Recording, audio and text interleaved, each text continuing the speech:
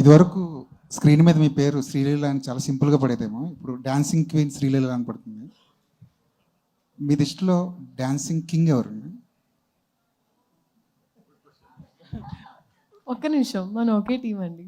Good question అట. పక్కనే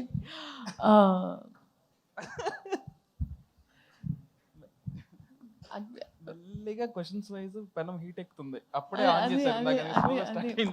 ఇప్పుడు మా రాబిన్ హుడ్ నాకు వన్ మోర్ టైంలో మేము ఒక బీజిఎం చేసాము. సో ఐ థింక్ నిన్ను అడిగింది నీకు డాన్సింగ్ కింగ్ ఎవరు మామూలుగా హీరోల్లో, అంతేనా అండి? పక్కన ఆయన ఉన్నారని చెప్పి ఆయన పేరు చెప్పక్కర్లేదు, మీకు ఆప్షన్స్ చాలా ఉన్నాయి. అదే ఎగ్జాక్ట్. ఇప్పటి వరకు what I have seen Bunny గారు అండి. బన్నీ గారు ఇస్ డాన్సింగ్ కింగ్.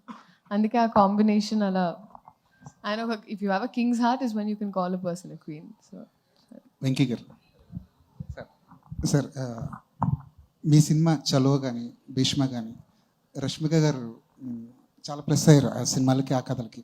ఈ సినిమా కూడా స్టార్టింగ్ రష్మిక గారిని తీసుకున్నారు. ఆవిడ ఎందుకు డ్రాప్ అయ్యారు? మళ్ళీ ఈ సినిమాలో ఏమైనా స్పెషల్ అపియరెన్స్గా కనిపించే అవకాశం ఉంది? యాక్చువల్లీ అండి, మా సినిమా ఒప్పుకునే టైంకే రష్మికకి ఇంకొక 2 సినిమాలు ఉన్నాయి ప్యారలల్గా. అండ్ ఇంక్లూడింగ్ అంటే 2 సినిమాలు హిందీలో ఉన్నాయి అండ్ ఇంక్లూడింగ్ పుష్ప కూడా ఉంది.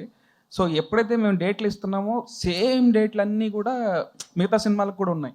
సో ఇక అసలు అందరూ ఎట్లా ఉంటుందంటే ఇక 2 డేస్కి లేదా 3 డేస్కి షెడ్యూల్స్ ప్లాన్ చేసుకోలేక అది ఎవరికి ఫీజిబుల్ కాదని చెప్పి సో ఈ సినిమా వరకు ఓకే డ్రాప్ అవుదాం అని అనుకున్నామండి. స్పెషల్ అపియరెన్స్కి అసలు స్కోప్ లేదు ఈ సినిమాలో. సో దీంట్లో అయితే ఏం లేదండి.